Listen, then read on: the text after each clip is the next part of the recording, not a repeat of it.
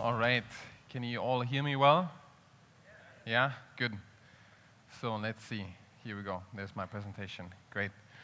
All right. So I'm going to talk about startup ecosystems and specifically about the Sao Paulo startup ecosystem. Who of the people here is a founder or wants to be a founder? Okay, a lot of people. And who is currently running their startup out of Sao Paulo? And who's running their startup out of another place in Brazil? Okay, looks like a little more than the people in Sao Paulo. And who's running a startup not in Brazil, but somewhere else in the world?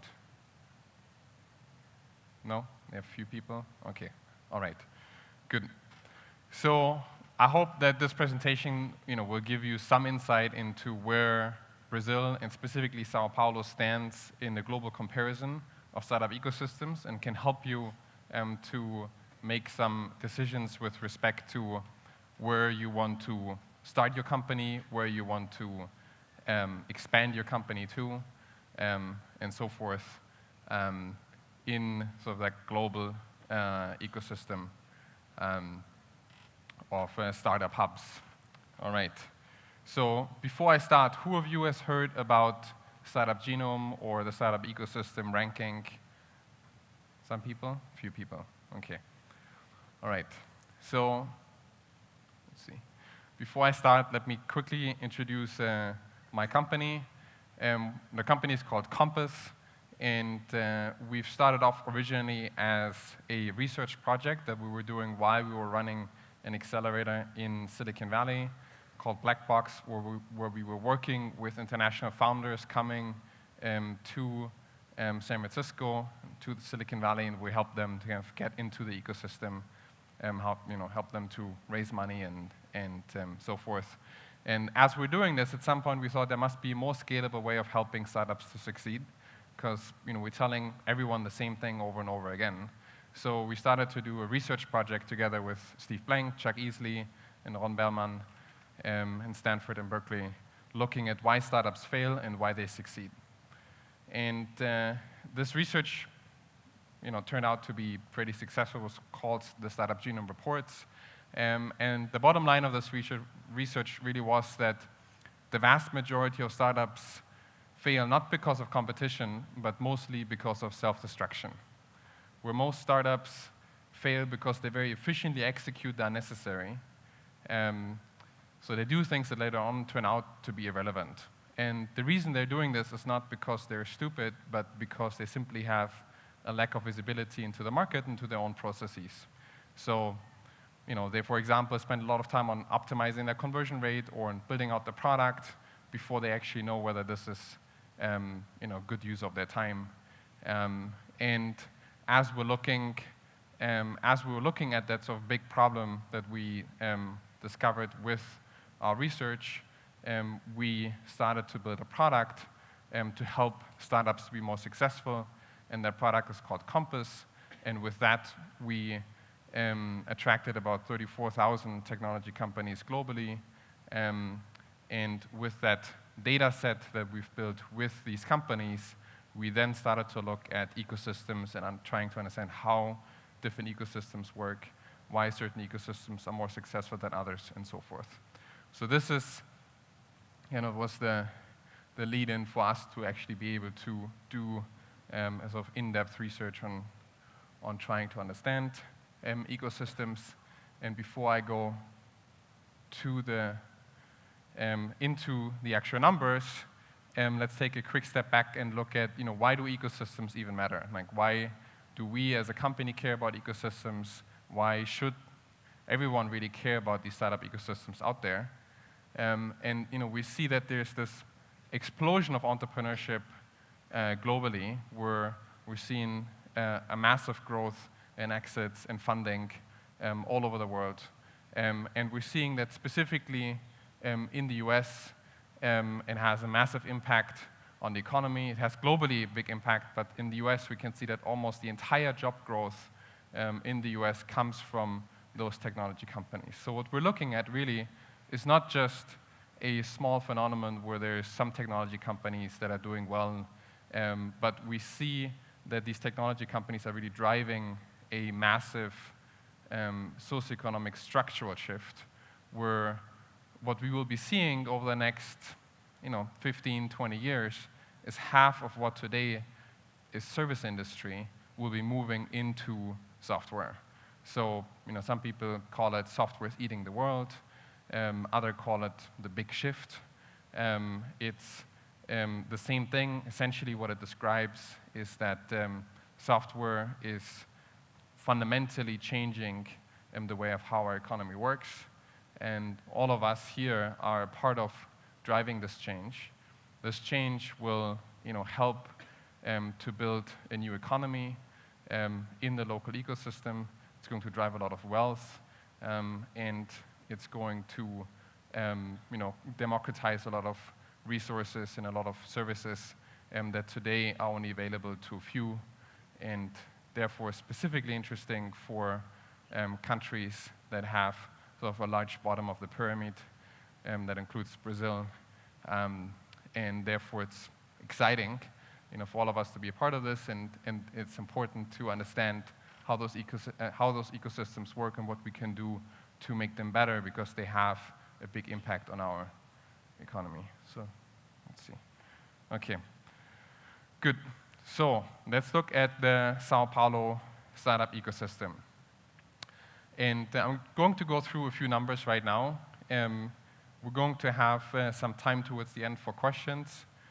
So write your questions down if you have any for clarification, or if you're interested to learn more about the numbers, please ask them at the end. All right, so where does Sao Paulo stand? So one of the things that we notice as we're starting to analyze startup ecosystems is that ecosystems really moving through different phases, right? So in order for us to be able to compare different ecosystems, we looked at sort of how they're evolving, what's their life cycle that they're going through.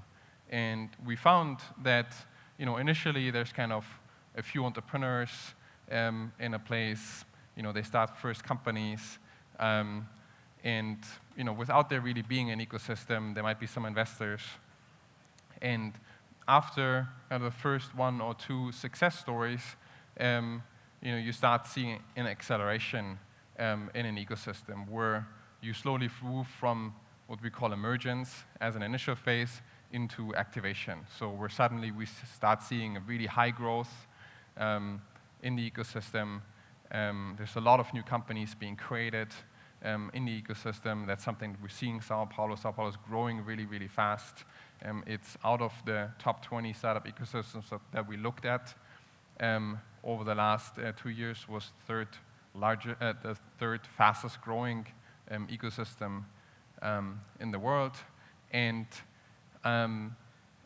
what we're also seeing is that this growth is coming a lot from internally, so it's kind of an organic growth that is happening, but there's also more and more inorganic growth. So there's a lot of startups that are moving from all over Brazil and from other parts of Latin America to Sao Paulo, which is pushing a lot of the growth, and that's something very similar that we've seen in many ecosystems around the world. We see, for example, in Germany, initially you had a lot of different ecosystems. You had Munich, Hamburg, Stuttgart, Aachen, and so forth. Today, if you ask someone, where do you start your company, it's almost always going to be Berlin. And same thing happened in the US a long time ago. You have, since it's a really large country, you have sort of a few hotspots, but really Silicon Valley is by far the largest gravitation center, which really sort of attracts the most startups that are being started in the US and also globally. And this is really what we see is as an ecosystem first, sort of a local gravitation center, then becomes at some point a global gravitation center where it starts attracting talent and investors from all around the world to come to this ecosystem. And that then really fuels most of its growth and success over time. So Sao Paulo is kind of in the beginning of this. It starts to consolidate a lot of the companies in Brazil. Sao Paulo has certainly, interestingly, even though it doesn't have much international attention at all from talent or entrepreneur perspectives, almost no entrepreneurs that come here from other parts of the world. But there is a lot of investors actually that come here that are very excited about Brazil as an economy. So you have, funds like 500 Startups that we just heard, or Red Point Ventures, or Valor Capital, that is a US fund really focusing on Brazil. Is just excited about Brazil as a market, and they're coming here. But we don't see the same thing with respect to talent or entrepreneurs yet. So that's kind of a very quick introduction to the lifecycle model. You can read more about it in our reports. The basic idea was to help structure out sort of the life cycle of an ecosystem. So where does Sao Paulo stand today? This is a ranking of ecosystems globally. This does not include China, Taiwan, Japan, and South Korea, but all the other countries in the world. And we see that Sao Paulo is moving up the ranks. So this is our most recent ranking, and Sao Paulo has moved up one place from our previous ranking. We can see that they're still sort of below Paris and Singapore, but are sort of slowly moving up the ranks. So, specifically what we see is that in terms of the performance of the companies, it's ranking pretty well. The biggest challenges it has, kind of comparatively, are on the talent side and the startup experience side. So what this means is that Sao Paulo is essentially a very young ecosystem that doesn't have a lot of sort of cycles of startups that it has gone through. So it doesn't have a lot of experienced talent and entrepreneurs who've done it already. But it still shows a really high growth, and we're seeing that it's attracting money, and there's a big opportunity here in Sao Paulo. So more specifically, if we look at how does Sao Paulo compare to Silicon Valley and to the Latin American average, you can see this here. The value is obviously significantly lower. What we've done here is we've put together all the numbers in terms of valuation and recent liquidation events of every ecosystem, and we compare that. So that doesn't include the big successful companies like a Google or Facebook for Silicon Valley, for example. It just looks at kind of that initial stage of the of companies until their exit. What we're seeing is that Sao Paulo, is already pretty big, but it's still, almost 20 times smaller than Silicon Valley. We can see that there's a lot of startups being created here. So we've estimated, together with partners here locally, including ABStartups and Startup Farm and Startup Brazil, we've estimated the current number of startups in Sao Paulo between 1.5 and 2.7 thousand. It's a rougher estimate because there's not as much sort of visibility into Sao Paulo as in other ecosystems, but that's kind of a sort of estimation in terms of how many companies we're seeing here, and that is really a significant amount of companies.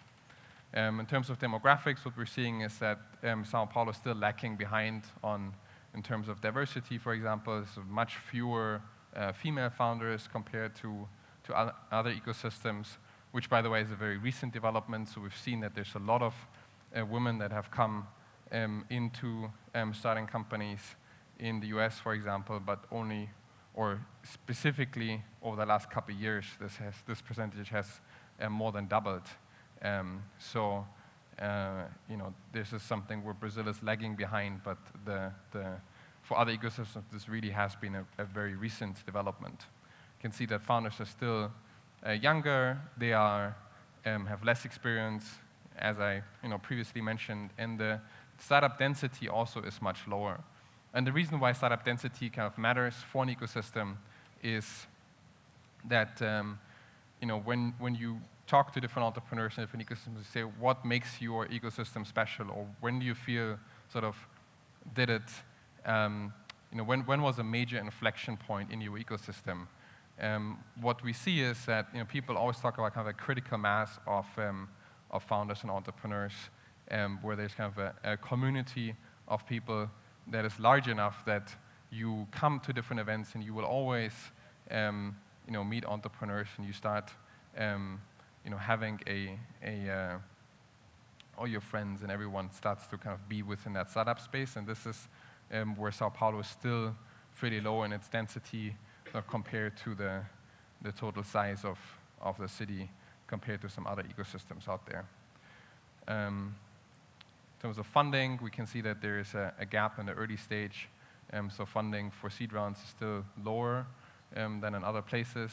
Of course, it's also cheaper here to hire talent, but it's more difficult to raise more money here, that's for sure. Later on with the Series A rounds, you're seeing that Sao Paulo is actually catching up. So there's definitely capital available, which is great. Dilution is a little bit higher than in other ecosystems on average. We can see also that currently, even though we have, for a young ecosystem, a lot of international investors coming in, still most of the rounds are with local-only investors, which means that there's not as much investors that are kind of remotely investing into startups here. That's also something that has to change in order for Brazil or Sao Paulo to be more integrated into the global ecosystem landscape. And the reason why this matters is, say you're a startup here and you raise money. At some point when you raise your Series B, Series C, Series D, you will have to go to Silicon Valley or to New York or to other places to raise that money. And if you have international investors on board early on, then that is an entry point for you to be able to raise that money later on from international investors. So in terms of talent, Brazil is doing pretty well. We have definitely great engineers here that are at pretty low cost, which is really a really powerful differentiator to Silicon Valley in specifically. In San Francisco, it's almost impossible to find good engineers at good cost. So that's really a big bottleneck for the Bay Area and Silicon Valley, and that's one of the strengths of Sao Paulo. In terms of market reach, what we're seeing is that Brazil really has a hard, startups here in Brazil have a hard time reaching global markets. They're very much focused on local markets. And the reason why this matters is because if you, specifically in the startup space, your goal is to be, to win a market. And this means you need to win a global market most of the time. And this means that you need to very early on start tackling those global markets in order to be successful. And we can see that the growth rates of companies that are tackling global markets from day one are more than twice as high than the revenue growth of companies that are focusing on the Brazil-only market. So this really makes a huge difference, and right now that's kind of one of the problems of startups here in Brazil is that they focus very much on the Brazilian market instead of thinking global from day one, which then leads to them not being able to win a certain space, and it also limits them in being able to acquire it later on, which is one of the problems that Brazil has, is that the exit market is not that great. As a result, because that exit market is not great, you don't have as much money going back into the system, which slows the cycles down. Whereas if there would be more exits, faster exits, we would actually increase the cycle time and get more new startups faster. Top target markets, Brazil, then US, and then China, which is interesting. Now, startup experience, again, as previously said, the experience of also employees here is lower. You have less advisors, which again is a typical mark of ecosystems that sort of haven't had as many cycles yet. We're seeing that that's increasing, but it's still pretty low compared to other ecosystems. Also, the amount of equity given to employees is much lower, which is kind of an indicator for that both people here don't value having equity as much, but also that the willingness of founders to actually engage their employees is not by giving them equity is not as strong. Okay, so this is an interesting stat here. We can see that there's still a lot of work to do for the local government. And when we talk to people as we're interviewing them about the Brazilian ecosystem, there's been sort of a fair amount of complaints about the government and the government support, which is slowly changing with, I guess, organizations like Startup Brazil. But there's still a lot of problems around taxes, regulations. There's a lot of bureaucracy, as you all know, that make it really difficult.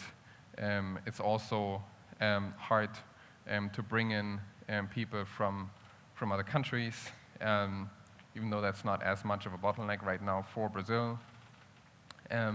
So there's, compared to other ecosystems, this is sort of a place where the government, in fact, can have still a really big impact on startups here by improving a lot of the regulations and being more startup friendly, whereas in other ecosystems that is not as much of a problem. So now I kind of rushed through all of these stats.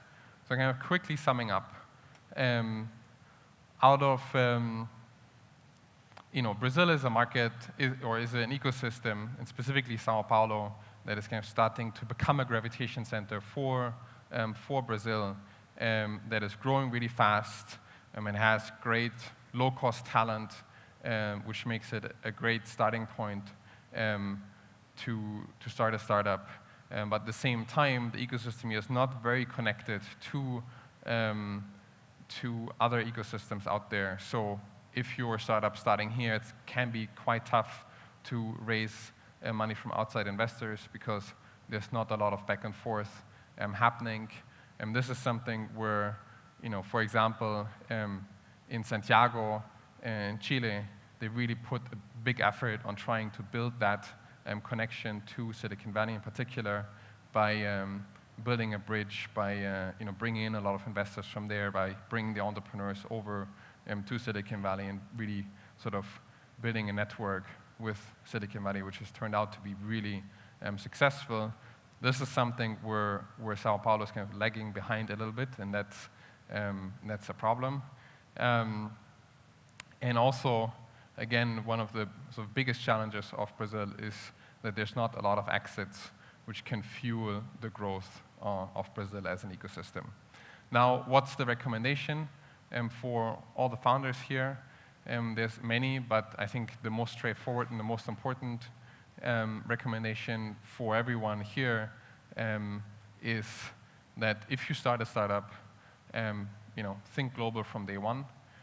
Obviously, if your ambition is to build the next Facebook or next Google, or to build a successful startup, then if that's the case, then you should think global from day one. You should try and build a second office as soon as you can in Silicon Valley or New York, in the US, so that you can enter the US market right from the beginning. You can do your customer development right from the beginning and really build your product for a global market versus a local market.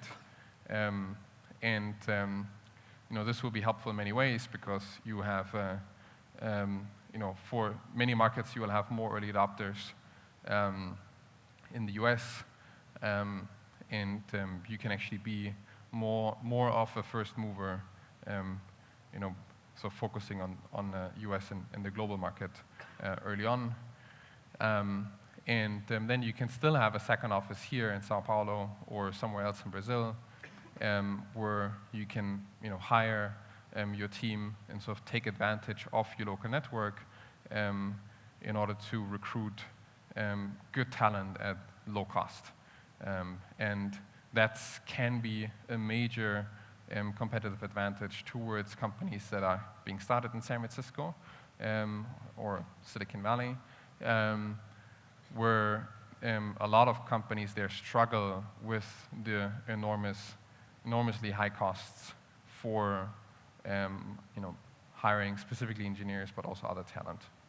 So that's kind of the quick sum up of the numbers. And now we can go into some questions on the numbers, or if you guys are just generally interested on practical advice on what should you do with starting your company here in Sao Paulo, or building a second office in San Francisco, then I can also talk about that. Okay, there's one question back there.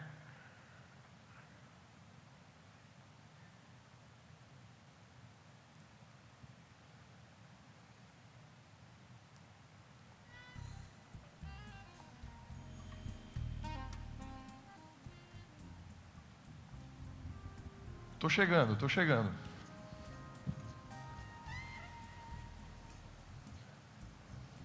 Alô?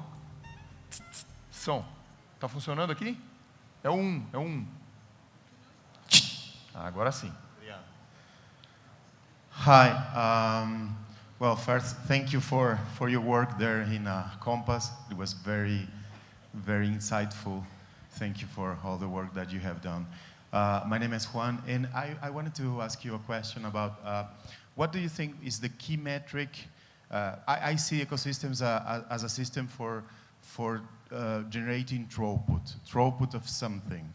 And what would be the best metric that we could optimize? I have a clue, and I don't know if you're influencing policies around the world, about the money that is reinvested from exits from not venture capitalists, but from founders. That's basically my hypothesis, and I wanted to know what is your vision. And there's another question that is, what do you think? I think we are changing the ecosystem. I'm sorry, but it's a complex question.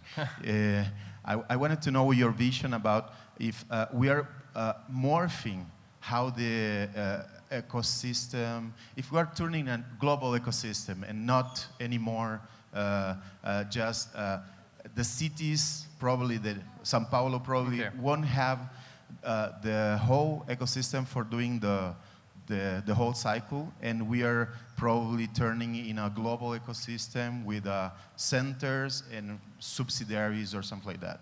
Yeah. What do you think about that? Okay, so all right. So first question was, what's a good metric to, I guess, and correct me if I'm wrong, to focus on for the Sao Paulo ecosystem in order to improve? The answer to that is, there's not one metric at every time, but this metric can change, and that's where, in the slide when I talked about the different phases that an ecosystem is moving through, right? In different stages, there's different things to focus on for an ecosystem, and at this point, there's kind of a few pain points that Sao Paulo has as an ecosystem, and there is a lot of growth happening, and certainly, the reinvestment of successful founders into the ecosystem is something that matters. But more than that, for Sao Paulo to really become a global player, what is much more important is for them to start to integrate with other ecosystems around the world. And that goes to your second question, right? Maybe it's not just about one ecosystem, but all the ecosystems are playing together, and that's absolutely true. So definitely, you as a founder today, you're not stuck in one place. You can leverage the strengths and weaknesses of all ecosystems around the world. So you're mobile, and you should take advantage of that. So, the more founders here in Sao Paulo do that, the more the ecosystem here will start to become part of, or will integrate globally, and will become more of a global gravitation center, and it will start generating more growth and more success through that. So in some way, your second question, I think, is more of an answer to point one, even though there's multiple things, obviously, that the ecosystem can work on. There's a number of sort of areas that could be tackled, but I think the point with the biggest leverage is for Sao Paulo to become more part of the global landscape than it is today. So, and this can be done by founders here having a second office in Silicon Valley, or by having more founders from Silicon Valley or other places in the world to have their second office here. So maybe build out the engineering teams here, right? And this can happen by either someone building recruiting firm or something here and building teams for startups, or by government incentivizing startups to international startups to build out their office here, right? There's other ecosystems that are doing that, right? So I mentioned Santiago, right? They paid $40,000 to a new startup from somewhere else to come and build their company in Santiago, right? And to build out their team in Santiago. And what this did is they presented them $40,000, but what this did is that it essentially, in a very short time, integrated Santiago into the global landscape, because suddenly all the global founders came there. They built their network there, they built friendships, and suddenly a founder in Santiago that previously was completely disconnected from the global ecosystem was only one connection away from a VC in Silicon Valley, right? So that's very powerful, and that's more about, it's a kind of networking thing that also this conference, is contributing to, right? So this conference brings in people from around the world, helps for the founders here to connect to the international ecosystem. So I think that's, if there's one thing, I think that's what Sao Paulo should focus on. Yeah, good. There's one here. She's with the microphone, sorry. Yeah. Hello. Hi. So you talked a lot about Sao Paulo and the U.S. Silicon Valley. What do you think about the role of Sao Paulo within South America, or Latin America? Can also he play a big role? And maybe to compare to Chile, because in Latin America, other successful place is Santiago for startups. Yeah, exactly. With Buenos Aires, Santiago, and definitely Sao Paulo right now is the strongest ecosystem in Latin America, just by its pure size, and because Sao Paulo is such a strong business center. So Sao Paulo has an opportunity to really become a gravitational center in South America and start attracting a lot of these companies from other places to come here, right? And that would be part of that process of becoming more globally integrated, is starting, of course, here in Latin America and bringing in more of those more companies from Buenos Aires and Santiago.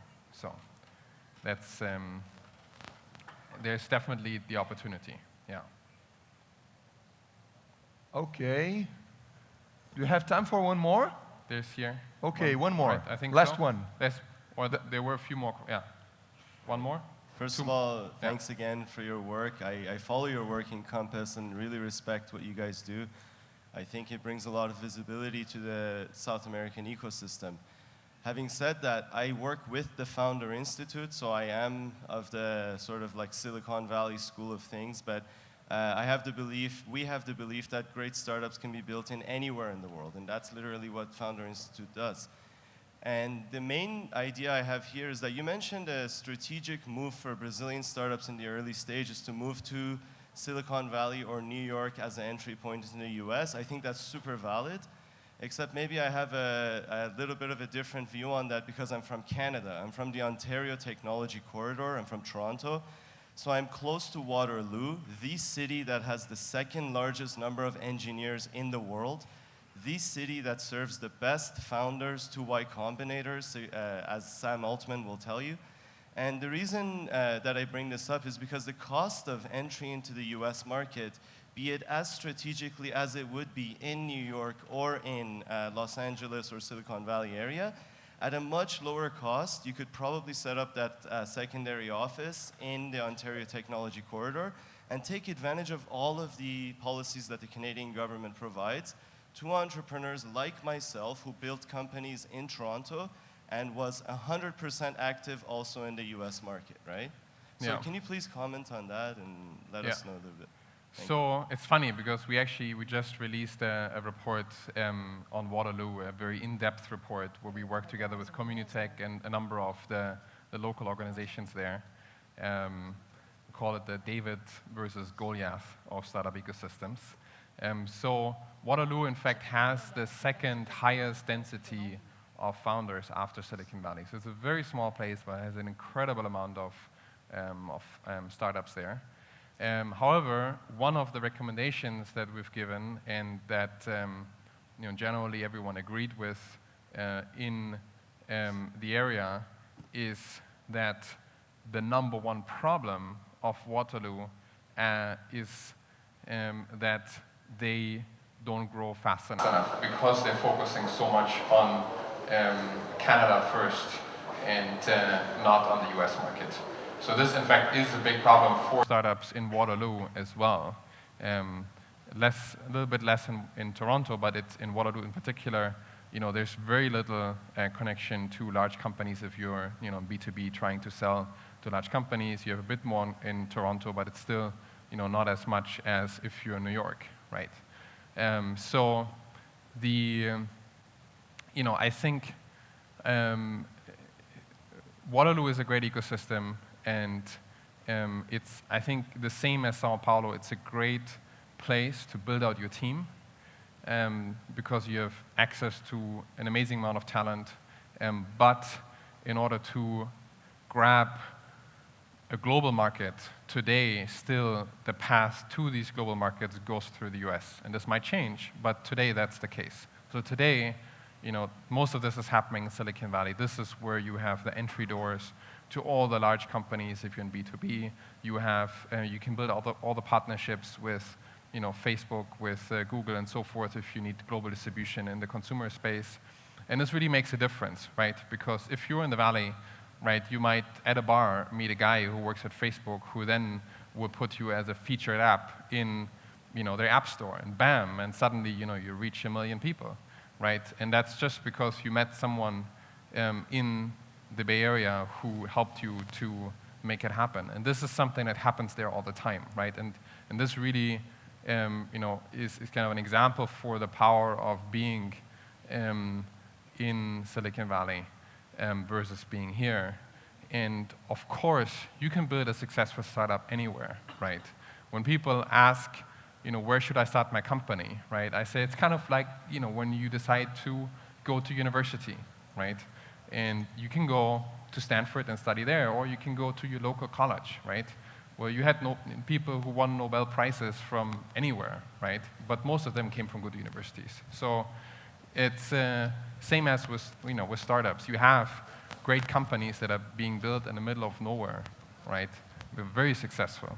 But still, most of them come from specific hotspots because it just makes your life a lot easier.